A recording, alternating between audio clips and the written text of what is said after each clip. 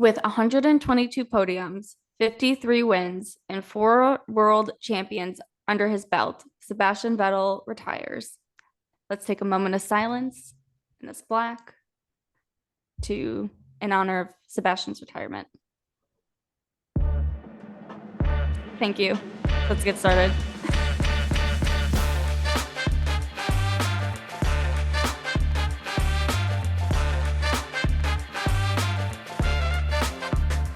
Welcome back to Break Check. This is episode 37, our Abu Dhabi Grand Prix recap, the last race recap of the season.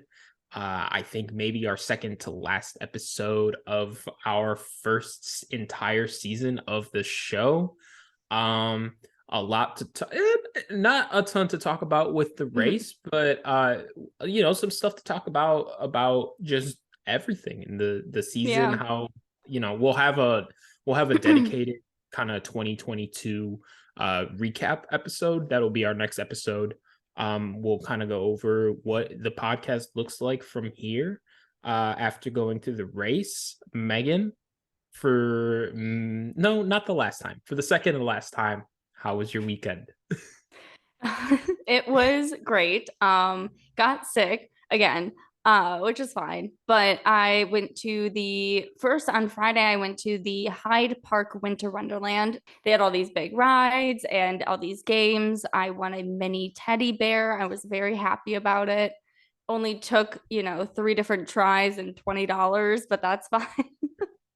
It was fun. It was for the fun. And then, I had a German bratwurst, which was great. And then on Saturday, we had the Birmingham market. My roommate and I went up to Birmingham for the day, and that was way more chaotic than we thought. Fun fact, we went to get mulled wine at one of the booths. And when we got up there, the lady asked for our passport, and we're like, no, we don't bring passports around, but we have I had my BRP, which is essentially the UK visa, which allows me to stay here, which kind of goes hand in hand with the passport because it's you can't get one without it. Exactly. So I was like, oh, I have my BRP, and she's like, it has to be a UK license. I was like, this is kind of like a UK license and kind of like a passport. But they didn't accept it, so we couldn't get the mulled wine. That's a bummer. Yeah, but that's all right. It was cute. Lots of lights, so I always love it. How was your weekend though? Weekend was good. Weekend was busy. My weekends start on Thursdays right now because I had so much leftover PTO. I'm off every Friday for the rest of the year. So nice. As well as some additional dates. So for Thanksgiving, I'm off starting Wednesday, no work, all the way until next Tuesday. Oh, wow. Nice. Yeah, so I have some off time coming up. I'm really looking forward to it. This weekend, went to visit my girlfriend's family, did a bit of an early Thanksgiving.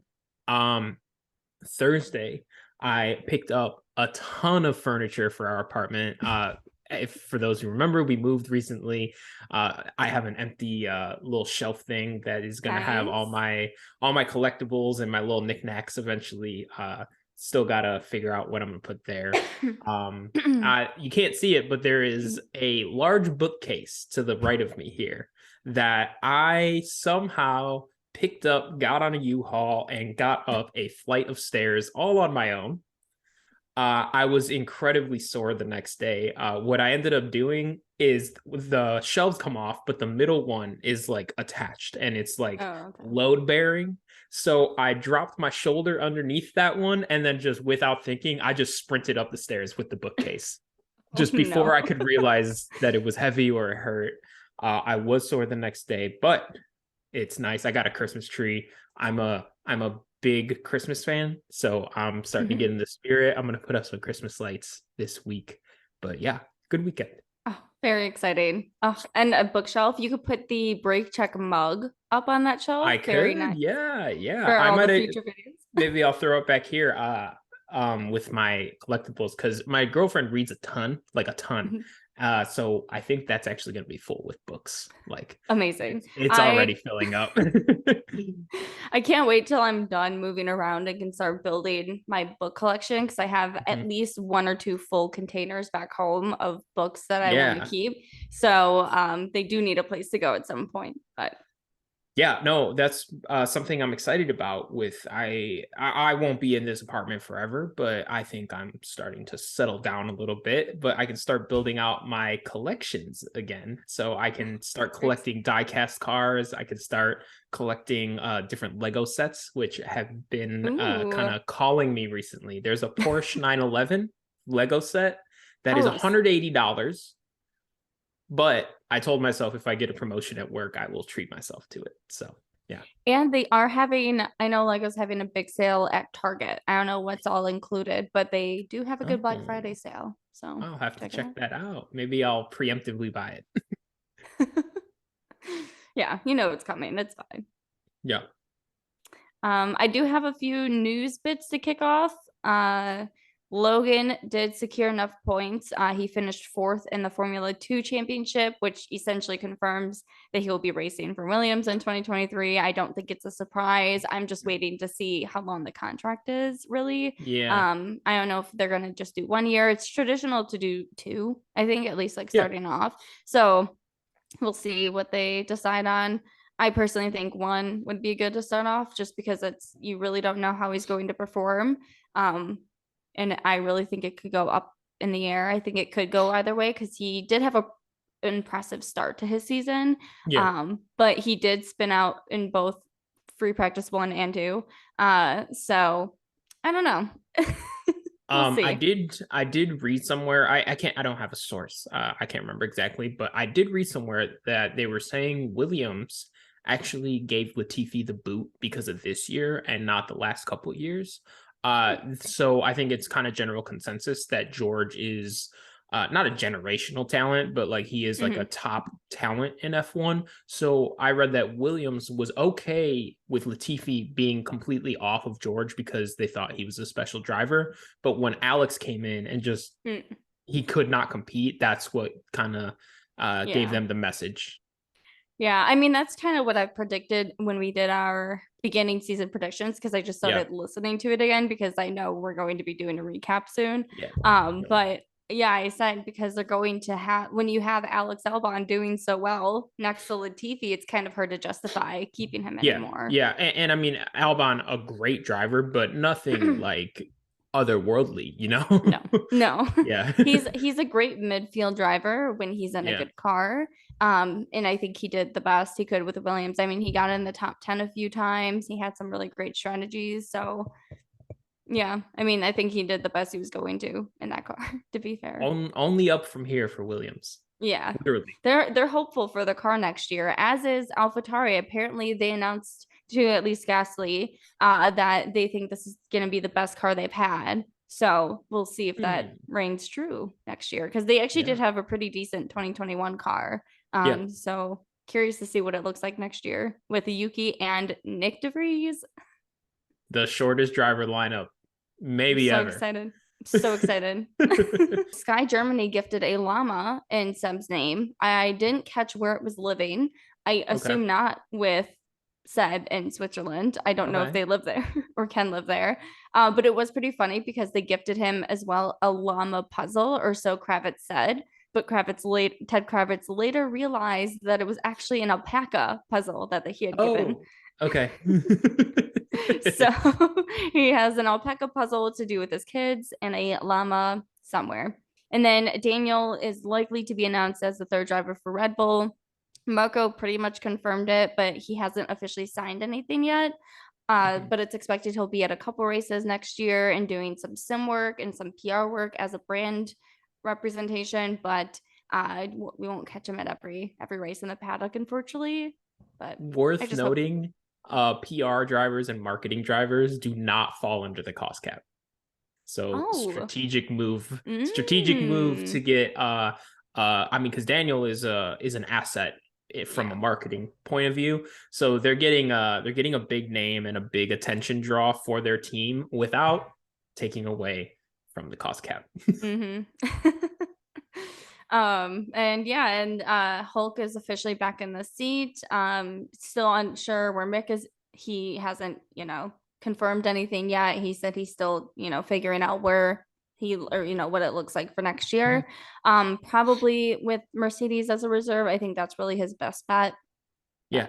Oh, and this is the first time in 15 years Hamilton hasn't won a race in a season, and then this is the first time in 16 years Vettel or Hamilton weren't in the top two of the season. So Interesting. Wow. end of an era. Yeah, truly. And then also, I keep finding little tidbits. Mhm. Seb gave a live video Sunday night. I don't know if you saw this. I hopped on it immediately. But he talked about how he got into caring about the earth, kind of his journey with finding out all of these things and having these revelations, and when he eventually stopped doing private jets, and the decisions he's making and wants to make moving forward to help the earth. So I think a lot of next year is going to be Seb just being a Yeah. whole advocate for different, things that he's passionate about, save the bees, things like that. So excited to see what he does. Hope he enjoyed his retirement party and hanging out with everyone after the race. It was very emotional watching his little spins at the end of the Yeah. race, but Yeah, no, I know, I not joined. I got into F1 a bit after his prime, mhm. but I just wanted to say that, he means a ton to the sport and sad to see him go. Yeah, I Although know Lewis thinks he'll be back. it's so funny that I had it in my notes, Lewis in denial, because Yeah. Lewis is so adamant and confident that he plans to come back. And Mhm. in the goodbye video, I also saw that Alonso said, "See you when you're back," because when Alonso first retired, Vettel said, "See you when you're back." And so he kind of did Oh, the same thing. It's very yeah. sweet. Yeah, I think they're both hoping he's back. Charles apparently is not confident he's coming back. I Oh, don't know if I'm confident he's coming back. I think really if he does, it'll only be with Audi and like maybe yeah. 2026. Mhm. But until then, just excited to see what he does next. Yeah. Oh, and then also I saw Toto was asked by Sky Germany about his thoughts on how Haas treated Mick, and he was quoted saying Gunther comes from the mountains where the air is thinner and makes it harder to think. I saw that. That was really funny. That was good. Yeah. Yeah, we can kick it off into the weekend, the Yeah. race. Um, the obvious thing to start talking about, Charles and Checo, in their battle for second. Charles prevailed, finished the World Driver Championship in second place. Vice It was champion of the world. it was looking a little close there at the end. Mhm. Checo was driving like a man possessed Guns blazing. the Just last like 10 laps. And then he got a bit backed up by two back markers in, I think, Pierre and Alex. and On Seb apparently. I and saw a clip Seb. of Seb. Yeah. Okay, yeah. So I think those bit of holdups are honestly what kept Charles in second, because I don't know that he holds him off for another lap. No, because I mean, I had it in my notes. It was ten laps to go. He was only 8.3 seconds behind. If he caught up, per sec, like Yeah, gained a second every lap, he was set. I mean, he's in the yeah, Red Bull. It's the fastest car. It was shocking that it was only a second and a half, I think, difference by the end of the yeah, race. But I do think it was because of all the hold up. And some people think it's a little bit of karma from, the race last year too, where Sergio was holding up Lewis yeah. Hamilton, and Lewis. Yeah, things like that. So some people were thinking it's karma. Some people speculated, oh, they were doing it for Charles, trying to give him the little bit of help they could, which I don't deny any of that. I wouldn't be surprised, but yeah, I personally was of course happy to see Charles win the oh yeah. second, and apparently he got a pretty hefty bonus for finishing in second. I don't know Oh, if you I saw think, that. Yeah. yeah, the difference between second and third is pretty large. Yeah, I Um, know George and Lando had confirmed that there's something in his contract about if he couldn't finish first and he finished second, he got like a yeah. additional amount. So good for him. I did want to add. I know it's a beating a dead drum, or a dead beating a A dead drum, beating a dead horse at this point, but worth noting that Max was well ahead of Charles, and yeah. maybe could have dropped back and slowed him up, but that would be risking gifting Charles a victory, which a Red Bull driver has never dropped back from a possible victory to defend off someone Mhm. until his teammate caught up in the past. It was kind of funny when they showed the radio and Max finished, and then he's like, "Where's Perez?" And they said he was 1.3 seconds behind of Leclerc, obviously. And then Max was like, "Oh, so close." Like he just Like, didn't sound dude, like that genuine. It was just kind of like I, almost I, had him. it's ignored because it was the Max versus Lewis battle, but Checo could have won Abu Dhabi last year too, and he just Yeah. completely dropped back. Like, all right, I can't get off on a tangent. My parting words for Red Bull and Checo are one, I hope he is allowed to race a little bit more next year Hmm. because yesterday I saw the fastest man in F1 trying to track down Charles. And Hmm. if they let him race a little bit more, maybe he has that pace more often and can Yeah. compete a little bit more with his teammate. Yeah. I think there are definitely instances this year too that could have changed that outcome had Red Bull given Prez the opportunity to race and Yes. be a little bit more competitive. But they favor Max always. I will say, Max did break the record of most wins in a season at 15. But now that he has that under his belt, he has all these other things under his belt and 2 championships under his belt. I mean, come on, just like we'll see. I mean, it's going to be a really competitive season next year, especially if Mercedes is as good as I think they're going to be next year. But I don't know. We'll see. Hopefully they get along. That's all I hope for. They Yeah. need that. Yeah. So we talked about Red Bull. We could talk about Hmm. Ferrari. We can save most of it for our season recap because I think Yeah. they're the team that there is the most to talk about. Carlos had a bit of an underrated battle with Lewis, back Hmm. and forth until Lewis DNF'd. What do you think about Ferrari's last race? I think they had a good strategy. I mean, for comparably. Yeah. I think it was the best result too that they were really going to get. It was great to see Carlos competing a little bit too and still having some fun, Mhm. in the top half of the grid, but I didn't think he was going to get any higher either than he did. Um, yeah, I mean, I didn't really have much to say about Ferrari for this race because I don't think there was too much else to call out, Yeah. surprisingly. But yeah. Yeah. Real quick, we can touch on Mercedes. George finishing fifth. Lewis with Mercedes' first mechanical failure of the Yeah. season. Really impressive. Obviously, you never want to see it, but impressive they Mhm. made it to the last race without that happening. It's tough for Lewis. It's already last year was a very, chaotic race for him and comes with a lot of emotions, I'm sure. So to have such a good race throughout that day, I mean, he had a couple warnings on the track for the track limits. And then he also had that collision. Oh, it does. He had that collision with Carlos right in the beginning. Yeah, yeah. That totally forgot that happened. Yeah, so he had that bit of collision, probably a bit of PTSD from last year. Hmm. So I mean, it's tough to see his season go out like that, but Yeah, I think he had a good second half of the season, and yeah. yeah. No, definitely. I think Lewis can take solace in the fact that the car is starting to look competitive going into next Hmm. year. Um, Early season was rough, kind of put him in a hole he was digging himself out of. If you look race to race, I mean, George is having an incredible year. Race to race on Yeah. pace, Lewis is still faster. Some strategy here and there, some bad luck here and there has prevented him from maybe having the season that he wanted. But I think Mercedes made the most out of what looked like a lost season for a while there. Yeah. I don't know if you'll agree with this, and it also could not happen at all. But what if next year comes and Lewis isn't good anymore?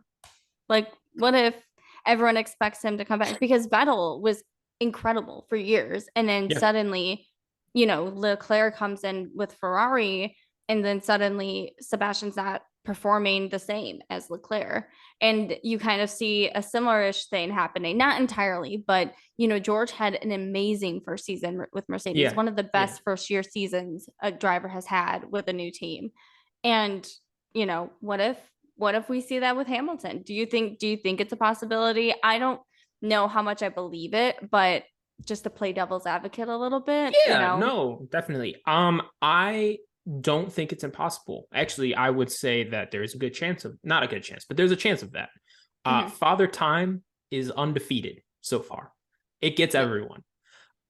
The one thing I will say, you brought up a really good example with Seven Sharks. And the reason I don't think that this will happen yet Mhm. with Lewis is Charles was just outright faster than Seb. He Yeah. was just week to week, he was just faster. Like there was black and white, clear cut. Not to try and sound like I'm making excuses, but week to week, Lewis was still faster than George, and just weird things happened Mhm. seemingly every week. Eventually, you do get to the point where it's like, all right, why are all these things happening? And I think that that could attribute to maybe Lewis needing to be more focused, Lewis needing to be more consistent and not just racing up for big times in the race, big moments. Mhm. I think that's why I think it's good that he saw that the car is starting to be more competitive, because he can come in next year and think, all right, I have to bring it every week, because Mhm. one, George is better than Bottas. If I don't, he's gonna beat me. Two, he saw how easy it is to fall behind at the beginning of the year. It does not matter if you are faster every week if you're only taking advantage of it once a month. Yeah. Um, so yeah, I don't know. I think it's not impossible, but Yeah. I do think different situation than Seb and Charles. Yeah, I agree. I think there were so many things, especially when they were doing all the testing with the car, that really impacted Yeah, Lewis's first half of the season. But I think Lewis still drives like he did 10 years ago. So until we see otherwise, I yeah. expect him to come back, and compete and be more competitive next year and have the car to do so. And not to take away from George's season, but a little bit, did it feel like he's great? But does it Mhm. feel like when he does well, it's because he just doesn't mess up and he's always at the right place at the right time when Oh, other people yeah. do, you know? Yeah, I mean that's also kind of with signs too. Sometimes signs Yes. was just in the better position or Yeah, spot at yeah. the time of a situation. Like he never And seemed to. consistency is a skill. Yeah, Consistency is a skill. Yeah. and I think both of those drivers were as consistent as they could possibly be this season, and I think they really lucked out, especially George. Yeah. Not to say that that's not yeah, like you said, like not a skill, Yeah. but Yeah. some of it was a little bit, I think, of just luck and chance and stuff. I didn't have too many call outs for AlphaTauri for the second half of the race. All I noticed though in the beginning was that Tsunoda was 11th and Gasly was 17th, and Gasly seemed to be struggling to come up.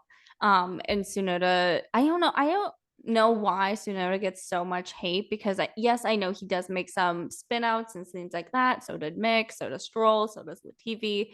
But Tsunoda performs too, and he didn't have a great car this year. No. So I will say I'm really excited to see what he does next year with what they believe to be the best car they've had, and Gasly in the Alpine is going to be amazing. We'll just Yeah. see how he does with Ocon, because I saw Ocon and Alonso going at it a little bit in the race on Sunday, and I'm glad that's over. Yes. Did want to call out Mhm. Ocon over his time with Fernando as his teammate, beat him. And Oh, I think it's impressive. I think it's the yeah. first time that Ocon has beaten one of his teammates in points. I think Hmm. he's starting to come into his own, and I think it's impressive because, as say what you will, Fernando can still race and he's still Oh, yeah. fast and he's still Yeah. really focused on F1. Hmm. Um, obviously, like I said before, we can get into it more in our next episode, but Hmm. uh, I would not be surprised if Ocon beats Gasly next year. Honestly, I could see it too, even just with the fact that Ocon's been with the team for longer. And so he's already comfortable with everyone. He's comfortable with the car and the people. And I think that beating Alonso is the boost that he needs to go into Yeah, the next season. So Yeah, and obviously Gasly didn't have a great season, just with AlphaTauri and Right. just constantly in the bottom half of the grid. So it'll be interesting to see those two together and see how Gasly does in a competitive car again, because it's hard to judge them on this year with the car that they had. Yeah. But they'll be even playing field. So it'll be interesting to see, where they end up on the ranks. And you can't talk about Alpine without mentioning McLaren. I think next year is like crucial for McLaren. Mm-hmm. Um, Lando's not like some young prospect anymore. He's still young, Mm-hmm. but he's came in seventh, the first non-top team driver Mm-hmm. in the World Driver Championship, best of the rest. Obviously has pace, obviously has talent. They need to give him a fast car. They just have Yeah. to. I mean, he's been in a few years now. Like it's at a point where like they can't just keep giving him average, because No, you see how much potential he has, and everyone talks about him being this prodigy, and you see it in things like that where he was the only one on the podium outside of the top three teams this season, yeah, and and then seventh in the standings. So it's kind of like, okay, well, like now what? Because he's right. not going to re-sign with you guys after his long contract if you guys aren't delivering, and at that point too he might even be past his prime, and then where else is he going to go? Because I don't see him at Mercedes in a few Yeah, years, and I definitely don't see him with Ferrari. So curious to see what they do, because they really, and then also having Oscar, they're going to have two young drivers. They're the only team that will have two younger drivers. One will be what, 22, and then maybe 23, and then I think yeah, Oscar's 21.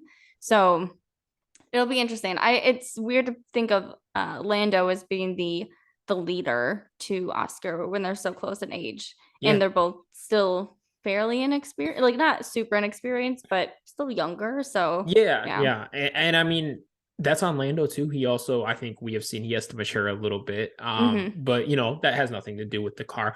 I just they have a McLaren has a unique talent, locked up for a good amount of time. Mm-hmm. But I mean, no one's talking about Ocon like some boy wonder behind the Yeah. wheel. But Ocon in a slightly faster car is going to beat Lando most of the time in the McLaren You they think had. so? I think if Alpine's car is a little faster, which it looks like it might be next Mm-hmm. year, and Yeah. it's a little more consistent, I think Ocon will beat Lando next year. So I think McLaren, the Yeah. car, has Mm-hmm. to take a bit of a jump. Yeah. Yeah, I think that I mean, they have to be up at that level. They weren't able to take P4 and the constructors that went to Mm-hmm. Alpine because they were just able to deliver, even with all of the DNFs, which is crazy to think of how many DNFs that they had this Yeah. season. Feel bad that Alonso, had to end his season with them too with the DNF. But, if they can have a car that's consistent and fast, it's going to be a real threat to McLaren next year. So they really have to bring it. But I still think, even if they were in even cars, I think Norris would be Oh a yeah. bit, yeah. Yeah, no, definitely. I just don't think they're going to be in even cars next Yeah, year.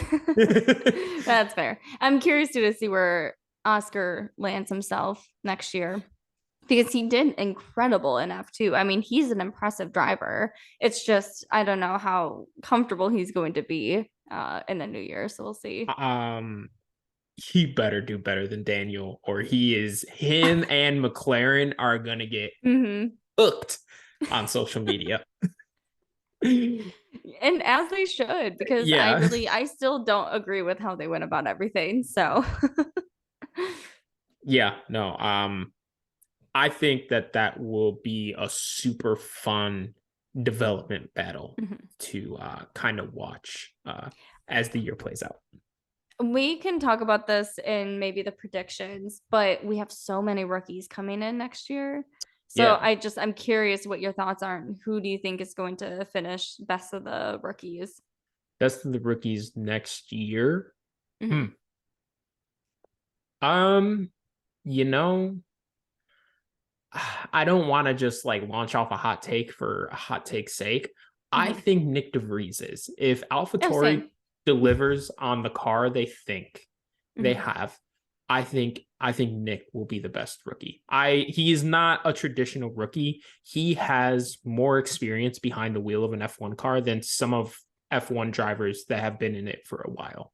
Yeah. I mean, he is a Formula E world champion. He won in 2021 and he had a great season last year or this year.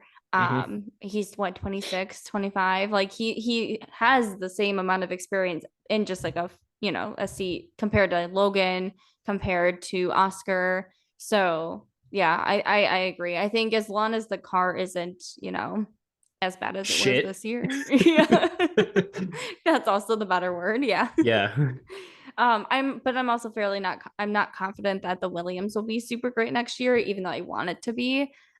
So it'll be interesting to see how Logan does in it. I think it'll be more comparing him to Albon than comparing him to the grid, because it's going to be a situation where it's like, okay, well, it's not good. So yeah. I think that I don't know if you remember, I brought up a few weeks ago, and I know you have to move on from him, but if Logan was your replacement, I honestly would have just kept Latifi at this point. So I mean, he's not the best of the American options. If we could get Colton Herta in the seat, it would be a way different story.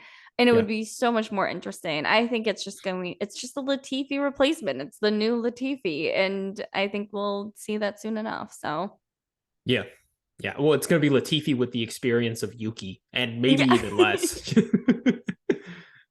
Yeah, true. I didn't have much. I know Mick. Oh, and this is one thing I wanted to call out. Speaking of Latifi, I don't know if you saw the ballerina Yeah, spin that Mick and him did. their pirouette that they sent each other off Yeah. the grid with. That was what a way to end it. And then I saw Mick was doing the donuts too at the end of his race, at his potential last F1 race. And the radio, they were like, no, Who let him nope, do that? not for you. You didn't Yeah. see that? No, Oh, no. That's what I'm saying. Who oh yeah. told Mick to go out there after putting up a what, P14, and just Yeah. start doing donuts? Man, who does he think he is? It's like, poor guy can't catch a break. And need a 5-second penalty for causing the collision. I mean, it was his fault. He just It misjudged was, it. So yeah, that was even just that, and then the pirouettes. That's good. Uh tough send off for Mick. I know, poor guy. But I think he'll be back. I don't think Daniel will be back, but I hope to see him back so he can get a proper send off when he decides he wants to retire and not when he doesn't have a choice. Yeah, So we'll see. Yeah, Vettel finished in points for his final race. Had an emotional goodbye. It was really sweet. I will say, even though I'm not the biggest Alonso fan, it was really sweet that he said that he would protect Vettel and just told Vettel to enjoy his race. And then yeah, until he had a DNF, it was Vettel and then Alonso, and then he wasn't letting anyone by. It really no, was like the graphic where they expand the car, because yeah, he really was looking out for him. yeah. No, that was really nice. I think Seb had a really nice send off. If he doesn't come back, I think that was a good way to go out. Yeah, I agree. Yeah, I mean, that's really all I had though. That's all I had for race recap. We made it through a season of episodes. Just like these teams, me and Megan have learned so much about podcasting along the way. We have some things to wrap up our first season. We have a season recap coming up. We have a look into 2023 that'll kind of round out the year for us, because we are closing up on 2022. So we will have some episodes to post the rest of the year, but we personally will actually be taking a little bit of a break of recording. Mm-hmm. So podcast aside, how are you going to use your break? Well, I will be finishing up my first semester of graduate school, which is crazy to think I have like Yeah. maybe 3 weeks left of it. So just turning in most of those submissions. I'll be flying back to the States for the holidays at some point in December. So super excited to visit home. I've loved London so far, but of course the holidays are best spent with, family and friends. So very excited for that. And yeah, and then coming back to London for the new year and kicking the new season off. Yeah. How about you? Yeah, I think I've been busier than I've ever been in my life, and I think it caught me a little off guard. So I think I'm gonna enjoy just hanging out for a little bit. I want to take the time to practice some editing things that I've been meaning to do all season, but I genuinely just have not had the time to. So I'm going to take that time to figure out some editing tricks, content stuff. I've been getting into video games again, which has been super fun. I'm going to buy myself a steering wheel for my desk here and some pedals, and I'm going to buy the F1 game. Honestly, just relax. My work has settled down. I have a routine. So I think I just want to enjoy that routine and then build off of it with, other things I want to do. Oh, I almost forgot. I am taking both snowboarding lessons and horse riding lessons early next year. Oh, fun. Yeah. Very different things, but very exciting. Yeah. What was this? Oh, we'll still be on social media though. Probably not every day, but I'll still be posting regularly on Instagram and TikTok, and we'll get back on Twitter. And yeah, so you can still check us out there. We'll be posting the season recap next week and more things to come in the new year. So yeah, follow us to find out what it's gonna be. One last word for this season. For next season, I think I've been tiptoeing around it long enough. I think I'm just gonna become anti Red Bull, anti Max. I think I'm just gonna accept that I do not like them. That's my 2023 resolution. I'm done tiptoeing around for the audience. We've been doing this long enough. I don't like them anymore. It's fine. I'll be the middleman. It's all good. You don't either. I know. No, it's not that I don't. I would say more so Alonso is who I'm tiptoeing around than anything, but okay. All right. Yeah, I think that wraps us up. Yeah. Music? Music.